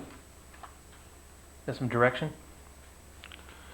I move that we approve the date and volunteer for cleanup day in conjunction with April 22nd Earth Day, and authorize expenditure up to $750 from the business license surcharge fund. Second it. All in favor? Aye. Opposed? Motion passes 4-0. Item F, consider request from Newman Chamber of Commerce to close Main Street parking lot and Main Street between Tulare and Fresno on April the 5th. This is a pretty simple one, Council. They've just made this request for a street closure, and actually the chief of police has the authority to do the street closure. However, he doesn't have the authority to close the parking lot under ordinances, and so they are making that request. Tony has some other comments too. I actually don't need the whole parking lot. I talked to a few of the merchants, and actually they would mostly prefer if it stayed partially opened for parking and, you know, to make it easier, especially the hardware store and stuff. So what we were actually hoping is that maybe we could block off like the first 4 parking spots of it, and just to give us some extra space there for people walking and to do some kids games and stuff like that. People could still come in from the alley and Right, park there. exactly. The thing you need to look at, though, is that those are one way, right? That will mess up the circulation. See what I'm saying? Because you go in and you turn around to the south end, Right. and come around and come out. So the if north we end. blocked maybe just up to the buildings, would that still work for them to drive Well, that through? circulation goes through Through that the first part of the parking lot. parking lot. Turns through there. What I might suggest, if you wanted to do something, there may be a way that perhaps you could close off some of the parking stalls next to the St. George and use some of those, and then still allow, I don't know if there would be room, Chief, for that circulation to get through there or not, and still provide the complete round circulation through there. It's hard to close it off, only a portion of that parking lot the way it's currently designed. But perhaps you could use next to the St. George and those parking stalls and still have room, put some sort of barricade though, obviously, for the public that would be in that area, and then have the circulation still go through park on both sides of the middle and then on the north side. Yeah, I believe we could probably end up doing that with barrier tape and delineators, and kind of have it where the traffic could actually see that. I don't know if that works for you, Tony, but that That'd be might, an option. that might be Whatever's one most option. convenient. I just quite honestly, I mean, you know, this is something totally new for us trying. Sure. So, I mean, I want to make it easy for everybody, quite honestly. So if that would work, I mean, that would be, I'm just really happy with getting the street closed, quite honestly. Okay. So that's my I could've plan. done that. Oh, there you go. I think that would still work. They still come in from the alley and still make the loop Right. and go That right would back be out. fine, because with the fire trucks too, if we do fire truck rides, they need access without kids running. My biggest worry was kids trying to kind of run around and play with cars coming, you know, flowing in and out of there in a quick manner. So, but with the fire trucks, they need room to be able to turn around anyway, so we would need to use the parking lot. Have to let the council know this report has some incorrect parts on it. The cost and budget items were carried over from the previous report. Those are not actual cost estimates for this item. So, the cost items for this will be minimal, some posting of signs for the police department, some public works time to provide barricades to close the roads. So, the cost and budget impact are minimal on this. Any more questions? No, I'd just like to say thank you, thank you, thank you. I hope a lot of people come to town and spend their money, and all the residents come out of their home and make this an expenditure where they spend their money in our reinvested, renewed downtown. I like to see this. I'm We do glad you too. guys- So, and I'd like to formally invite everyone on the council to come down and enjoy the day. Should be pretty fun. Thank you, Tony. Thank you. You want to direction? advertise this a little bit? I mean, you've written in here about the DJ playing music, kid games, face painting. Yes, actually, we'll be, April 5th, we'll be doing the downtown, it'll be Downtown Newman Spring Celebration is kind of tentatively what the name of it is. And we'll have kids' games, face painting, hopefully fire truck rides, maybe a bounce house. A lot of things for kids to do, and a lot of merchants are participating with some great sales to make it fun for parents too. So come on down and have fun. And you said it was between, 11 and 3. okay, Between Tulare and Fresno Streets on Main Street. So thank you. And the Thank Easter you. Bunny will be there. Easter Bunny will be there to take pictures, yes, and kind of hopping around. It's be good. Thank you. Councilman. Thank you. Motion? I move we adopt a request from the Newman Chamber of Commerce to close Main Street parking lot and Main Street between Tulare and Fresno on April 5th, 2003. We have a second? Second that motion. All in favor? Aye. Opposed? Motion passes 4-0. Number G, adopt resolution number 2003, next to number, approving a month-to-month extension of the current franchise agreement with Comcast for cable television services. Sounds good. Cleve? Mayor and council, I think we are making progress on this. Council members Martina and Fantasia have been involved, but there is still some work to be done. And the latest request from Comcast is that we approve the extension to on a month-to-month basis rather than a time certain. That is at the option of the council, and allow us to move forward. As I mentioned, we are making progress. I think that we're learning some things, and I think now we've made a proposal to Comcast, and I think we're getting down to more of the finite details and seeing where they're really going to be at as far as providing the service that we expect to have in Newman.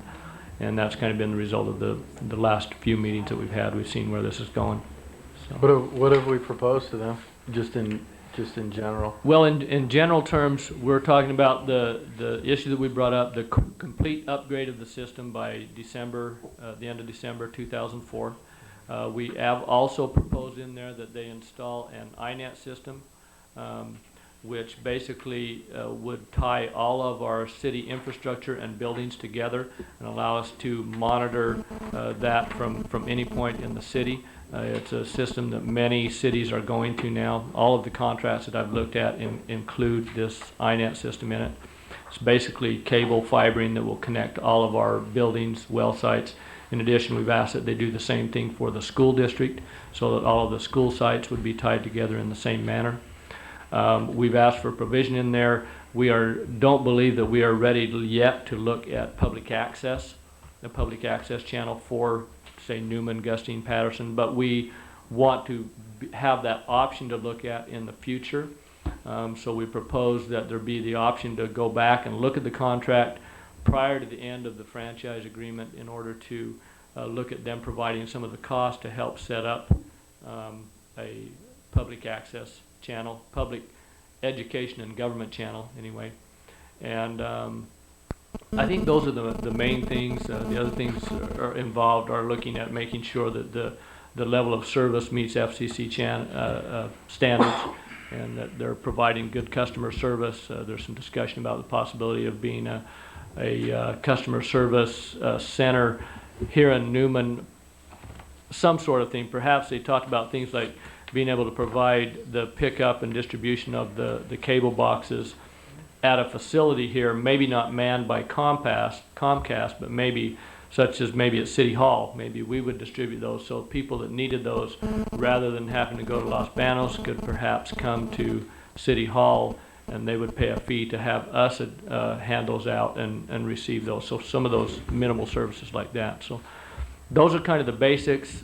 John, anything else that you can add that we've been discussing? I think that's about it. And just to fill everybody on the tests that were done in the houses, the ones that had a little bit of a problem, it turned out they were just minor things, wires, cables, older connections that weren't up to grade, and you know, things changed. A lot of them haven't been looked at for 20 years. So those people those 3 houses that I don't know, Bob was happy, I guess.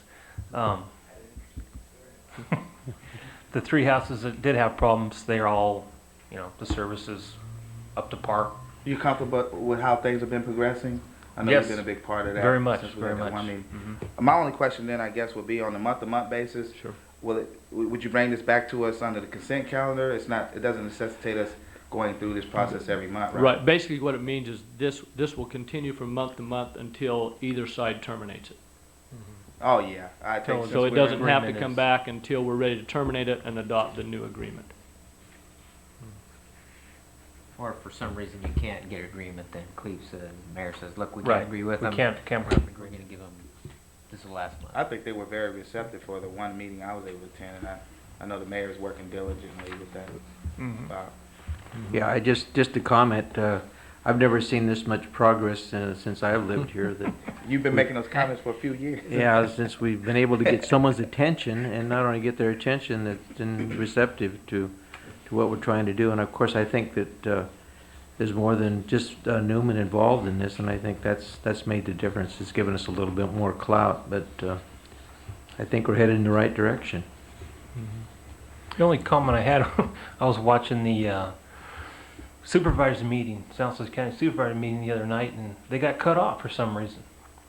The meeting wasn't quite over with, and all of a sudden there was an infomercial on. They have an issue that they've brought up in the fact that if they can only use one tape. So if their meeting goes longer than one tape, and we're almost there that's now, it. too. No, we have the same issue. If we go over 9 o'clock, We have 6 minutes. we can actually at times when we know that our meeting is going to longer, we set it at the slower speed so that we get up to what, 4 hours, Judy, on it, or 3? We don't need to do that. Anyway, we get longer than the Yeah. 2 hours, but so we kind of anticipate usually when that is going to happen. We can handle it that way, but that's the reason why it was cut off. Okay. They provide 2 tapes to Comcast. However, Comcast, there's nobody around to put the other Put tape the in other when the time slip in comes. on So they put one in, and that's it. When it's done, it's over.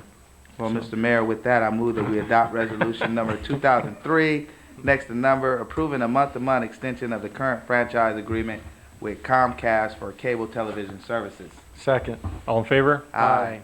Opposed? Motion passes 4-0. Item 12, items from the city manager.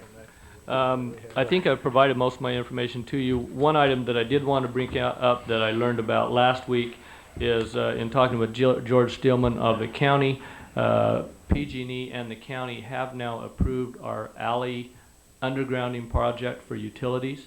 There are some things that we need to go through on our end that we will be bringing back to you in the near future. That means that all of the lines, I believe, I've got to get back with Ernie, he's been on vacation since this happened, but the lines in the alley west of Main Street and the alley east of Main Street are proposed to be underground. It'll be a nice project for us to have that done. The only caveat to that is all they do is underground the lines, and the responsibility for hooking up to the business is the business owner or the building owner. So there are some things that we are going to have to look at in either setting up a utility district to collect those costs, or there may be other option we have if the building owner is willing to pay for it. The third option may be to look at using some redevelopment loans to pay for that cost and collect over time from these building owners. We need to do some more research on that. We've got to get PG&E out here, find out what the potential cost is for those individual business owners, and then we'll bring that back to the council to look at various options to get that going. But PG&E has notified the county that they've approved the project, and the county has approved the project for us to have that done. So along with that, and having that done before we get to the plaza project and getting that done will be a nice project for us. And that's all I have, I think, tonight, unless there's any questions about any of the projects I've been updating the council on. Questions? Cleve? Just real quick, would that mean you'd resurface the alleys? It we would like to at some time if we can find the money to do it. How's that? Thank you, Cleve. Thank you, Cleve. Item 13, items from city council members. Bob? I have nothing tonight. Charles? Just one thing, have we sent a letter out or made any progress on, I'll wait till Cleve's done. Have we sent any letters out or made any progress on the property on the north side of the highway next to the Exxon? The one I'm working on that with Michael Holland. We haven't sent anything out yet, but we're working on something that we're going to do out there. So. Okay. That's it. Tim? Just briefly, I wanted to inform you, if you recall, I mentioned the Great Valley Center Leadership Institute that I participated in. I just did a little briefing for all of my colleagues that was in Yosemite at the Tenya Lodge, February 26th through to March the 2nd. And some of those topics were stepping forward. We met with each other, and these were leaders and council members and mayors all throughout, from far north as Reading, as far south as Bakersfield. And some of the topics included public and political management, exercising leadership and exercising authority, thinking ethically, working with the media. And one of the things that I got out of that was a coalition of council persons like ourselves, mayors and supervisors, that our interests are drawn together for the entire Great Valley. And this was put together by the Great Valley Center. And they had instructors there from the Kennedy School in Fresno, and these actual professors were from Connecticut, from Harvard's Government and Public Relations School. Very beneficial, and something I have more material on to share with my colleagues if they're interested. Secondly, I wanted to highlight a recent trip that I had to Washington, D.C., and I think part of the importance there, of course, is our homeland security and the current conflict that our country is in. I was fortunate enough to be briefed by our Senator Barbara Boxer, who spoke of some of that impact on our specific state. And if everyone's staying current with the news, we know that our president's just proposed a wartime effort budget of almost $75 billion. Certainly that will have some impact on our state. We've asked, as a coalition of cities throughout the nation, that any funds that are directed on the local level come directly to us and not through our state. We know what we're dealing with the deficits here with our state. So we would like that money to come straight to our general fund and not be bypassed. That's some of the lobbying that we did. And just finally, I was able to meet with our congressional representative here in the 18th District, Dennis Cardoza, and he lent a very open ear to some of our concerns here, particularly with the flooding that we've had. I made mention of the flooding we've had from the Orristember Creek, which he's well aware of, and also some of our transportation infrastructure issues and getting funding through Stancock, which myself and our mayor sits on as the alternate. And I just wanted to share that. And also I wanted to say the Institute was free through the Great Valley Center, cost the city nothing, and I've yet to put in a half reimbursement for the trip from Washington. That hasn't cost the city yet either. Thank you, Mr. Just Mayor. remember, nothing is free, Tim.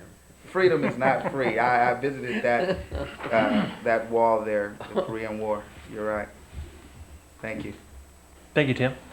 Just a couple things this last week that you mentioned about the flood project. There was a couple meetings one in Newman and one in Modesto, pertaining to the Orstema Dam project, still ongoing. The one here involved everybody along the creek, owners and a couple of the Stanislaus County reps. They were here. Then we went to Modesto for a meeting, and the Army Corps of Engineers were there, represented from Dennis Cardozo's office, and those talks are ongoing and things are moving along in that deal. So that's a good progress. It's a slow thing through the Army Corps, you know, environmental impacts, dangerous species, all that stuff, but that's moving along. And just one other thing, I just want to invite everybody to the theater this Saturday. Stanislaus Arts Council's having their big ceremony, award ceremony in Newman. And Dave and Ferris Larson are going to be honored for the achievement in theater, all the things they've done for the theater in Newman, and invite everybody to come out for that. That's all I had. Just quickly, I forgot to, just a reminder, we do have our strategic planning workshop this Saturday from 9 to 1 here in this room. Be here. Okay. Move that we adjourn. Second? Second. All in favor? Aye. Opposed? Motion adjourned.